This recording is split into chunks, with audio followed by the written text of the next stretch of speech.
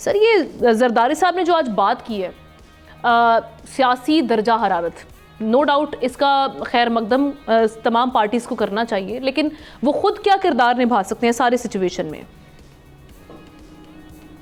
دیکھیں آمنہ، بنیادی سوال اس وقت یہی ہے، جیسا آپ نے اپنے انٹرو میں ذکر کیا کہ لوگ توقع یہی کر رہے تھے کہ جس انداز سے اپوزیشن کی طرف سے شور شرابہ ہوگا، آوازیں لگائی جائیں گی، بالکل ہوا۔ زرداری صاحب کے لیے شاید پہلی دفعہ ہے، مجھے یاد نہیں ہے کہ کبھی اس طرح اس انداز سے ان کی مخالفت کی گئی اور نعرے بازی کی گئی۔ مجھے یاد ہے ماضی میں ہم سے زیادہ لغاری صاحب کو یاد ہوگا، فاروق لغاری، غلام اسحاق خان اور مشرف کے زمانے میں بڑے نعرے لگے تھے اور ان کے خلاف باتیں ہوتی تھیں۔ لیکن سوال یہ ہے کہ جو ابھی آپ نے ذکر کیا، اتنی ایلیٹ بیٹھی، ساری دنیا دیکھ رہی ہے کہ اس خطاب کو کتنا سیریسلی لیا جاتا ہے۔ پہلا پارلیمنٹ کا اجلاس تھا، اس کو سننا چاہیے تھا، ان کے نقطہ نظر کو جاننے کی کوشش کرنی چاہیے، لیکن آمنہ مصیبت یہ ہے کہ اتنی سیاست ہوگی، ہر بات سیاست کی نظر ہو کے رہے گی، لہٰذا کوئی بھی جس کو کہتے ہیں اچھی بات کسی کو جو ہے نا وہ اچھی نہیں لگ رہی ہوتی۔ ابھی مجھے بڑی حیرت ہوئی، ایگزیکٹلی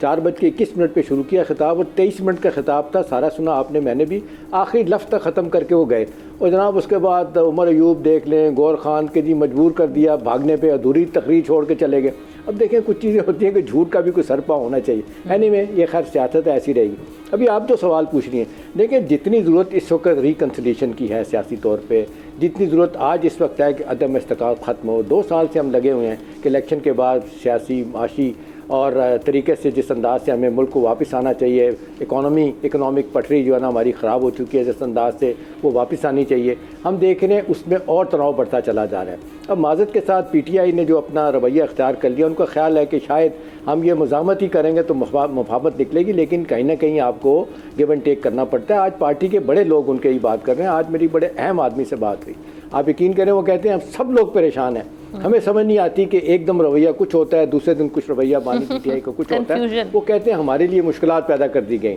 ٹھیک ہے، اب اصل بات یہ ہے کہ جی کیا آپ جو پوچھ رہی ہیں کیا ریکنسیلیشن ہوگی، میرا خیال ہے اس سے زیادہ جتنی آج ضرورت ہے کبھی بھی نہیں تھی، پر ٹھیک ہے آپ پارلیمنٹ میں آ جائیں، آپ خاص طور پہ پی ٹی آئی کے اگر تحفظات ہیں الیکشن کے بارے میں، بائی دی وے دیکھیں لاہور کی 2 سیٹیں دوبارہ ان کو مل گئی ہیں، تو شروع میں آپ 20 جگہوں پہ گئے تھے، غالباً ٹوٹل 30 جگہوں پہ آپ نے عذرداریاں داخل کی ہیں، دعویٰ کر رہے ہیں کہ جی ہمیں 180 سیٹیں ملنی چاہیے، تو قانون ہے، ایک پروسیس ہے، عدالتیں ہیں، ٹریبونل ہے، سپریم کورٹ ہے، اس کے بعد آپ کو ریلیف ملے گا اور مل بھی رہا ہے۔ میرا خیال ہے ایک سنگل ٹریک پہ آپ چلے جائیں کہ نہیں ہم نے صرف اپنی بات منوانی ہے، یہ کہہ کے کہ جی ہم کبھی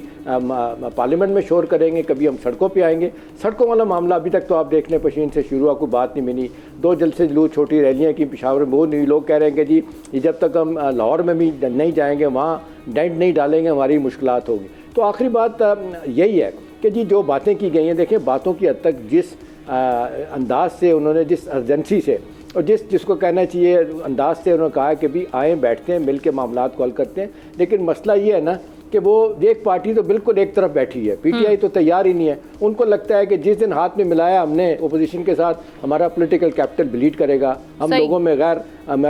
جس کو کہتے ہیں پاپولر ان پاپولر ہو جائیں گے۔ ابھی 2 دن پہلے جو پی ٹی آئی کے لیڈر کا بیان آیا تھا، یہ شروع ہوا معاملہ پشاور سے، جب انہوں نے وہاں کور کمانڈر کے گھر جا کے یا ان کے آفس میں جا کے اپنا افطار پارٹی تھی، اس کے بعد سے انہوں نے کہا وہ معاملہ خراب ہو گیا، انہوں نے سخت ترین بیان دے دیا۔ اب تو کل انہوں نے پھر آپ نے دیکھا جس انداز سے